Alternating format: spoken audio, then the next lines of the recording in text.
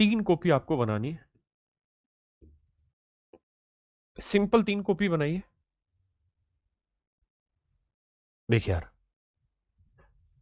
और ये हमेशा के लिए काम आनी है आपको। सबसे पहली कॉपी, सबसे पहली जो कॉपी बनानी है आपने, वो बनानी है कैलकुलेशन की।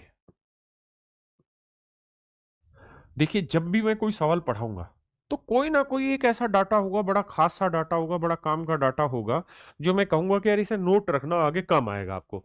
तो जो-जो चीज़ मैं छोटी-छोटी बताऊँगा ना, वो यहाँ पे नोट बना के लिख देना कैलकुलेशन का कि ये बात है। इसका मतलब ये है। जैसे मान लीजिए मैं अभी आपको एक डाटा बोलूँ कि यार 4096 जो है ना, ये 4 अंकों की इकलौती ऐसी संख्या है, जो किसी नंबर का क्यूब भी है और किसी नंबर का स्क्वायर भी है। इसके अलावा कोई ऐसा नंबर है ही नहीं जो किसी का क्यूब भी और किसी का स्क्वायर और 4 अंकों की संख्या हो, केवल यही है ना? 729 इकलौता ऐसा नंबर है 3 अंकों की, जो 27 का वर्ग भी है और 9 का क्यूब भी है। तो एक छोटा-सा डाटा बताया ना, अभी इसकी इंपॉर्टेंस आपको नज़र ही नहीं आ रही होगी, लेकिन जब मैं सवाल कराऊँगा आगे तो इसकी इंपॉर्टेंस नज़र आएगी। तो इसलिए छोटी-छोटी कैलकुलेशन की जो भी बात है वो लिख लीजिए। दूसरा, एक स्मार्ट नोट्स बनाइए, स्मार्ट नोट्स की कॉपी। देखिए, हम जो भी यहाँ कराने लग रहे हैं ना, वो सारे का सारा आपको हाथ से लिखा हुआ पूरा कंप्लीट क्लास नोट्स मिलेगा। लेकिन मान लीजिए परसेंटेज चैप्टर की 40 पन्नों के मैंने क्लास नोट्स आपको दे दिए। लेकिन क्या ये पेपर से 10 दिन पहले क्या ये 40 पेज पढ़ पाओगे? और ऐसे इतने सारे चैप्टर हो जाएँगे, इतने पेजेज़ हो जाएँगे, सारे चैप्टर मिला के क्या रिवाइज़ कर पाओगे? नहीं।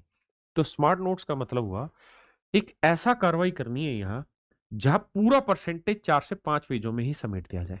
और इन 4 से 5 पेजों में मेन-मेन बात लिखनी, ऐसी बात लिखनी है, जो आपको लग रही है कि यार ये यूनिक और पेपर से पहले मुझे पता रहनी चाहिए, इसे रिवाइज़ करना है ना?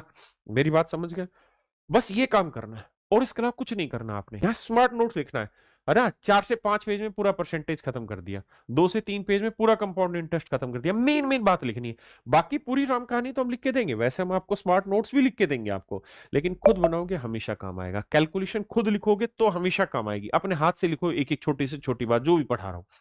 और तीसरी मेरे बच्चे, जितनी भी रफ कॉपी बनती जाए वो क्लास के साथ पार्टिसिपेट करती है, बात खत्म। 3 कॉपी बनानी है और कुछ करना ही नहीं है आपने। ना कोई क्वेश्चन उतारना, ना कोई सॉल्यूशन लिखना। अब वो जमाने गए कि सारे क्लास नोट्स अपने हाथ से तैयार करें, नहीं। अब केवल और केवल स्मार्ट नोट्स तैयार करो। और ये तीनों की तीनों कॉपियां सजा के अपने पास रखो। जिस दिन सिलेक्शन होगा ना, उस दिन लेके आना मेरे पास, ताकि बाकी बच्चों को दिखा पाए और बता पाए कि भाई सिलेक्शन एक दिन में नहीं हुआ किसी का। महीनों की मेहनत है, अपने आप को उसने लगा दिया, गला दिया अपनी जवानी को, तब जाके सिलेक्शन हुआ है। बच्चे आते हैं और इतनी कॉपियों का बंडल लेके आते हैं कि सर ये कॉपियों की हालत देखो।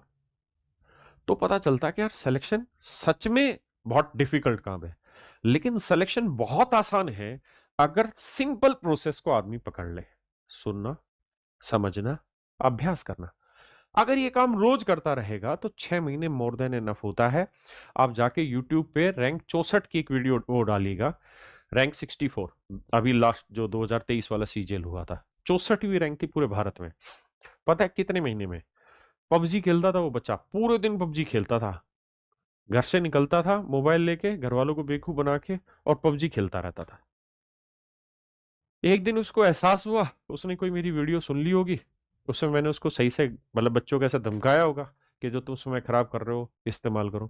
कहता सर मैंने आपका वीओडी बैच परचेज किया और मात्र 3 महीने में मैंने इतनी सिंसियरिटी से मेहनत की कि 3 महीने में मैंने प्रीलिम्स आ गया था, प्रीलिम्स निकाल दिया, मेंस निकाल दिया, सिलेक्शन लेके आ गया।